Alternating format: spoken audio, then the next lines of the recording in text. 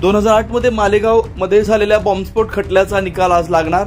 या निकालाच्या पार्श्वभूमीवर नाशिक ग्रामीण पोलीस सज्ज झाले असल्याचं पाहायला मिळत आहे। मालेगाव शहरात ठिकठिकाणी मोठ्या प्रमाणात पोलीस बंदोबस्तात तैनात करण्यात आलाय। 2008 मध्ये मालेगाव मध्ये साखळी बॉम्बस्फोट झाला होता।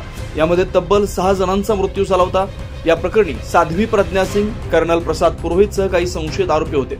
याचा मालेगाव कोर्टात खटला सुरू होता आणि या खटल्याचा तब्बल 17 वर्षांनी निकाल लागणार आहे। निकालानंतर कुठली अनुचित प्रकार घडू नये यासाठी पोलीस अधीक्षक बाळासाहेब पाटील हे मालेगाव मध्ये लक्ष ठेवून आहे। मालेगाव बॉम्बस्फोटाचा खटल्याचा निकाल हा होणार आहे। या बाबतीमध्ये मालेगावमध्ये स्थानिक आणि नाशिक मुख्यालय या ठिकाणून काही बंदोबस्त तैनात करण्यात येणार आहे। ॲडिशनल एसपी मालेगाव आणि HDPO मालेगाव शहर कॅम्प आणि आजूबाजूच्या परिसरातील सर्व वरिष्ठ अधिकारी हे त्या ठिकाणी बंदोबस्तासाठी तैनात असणार आहेत।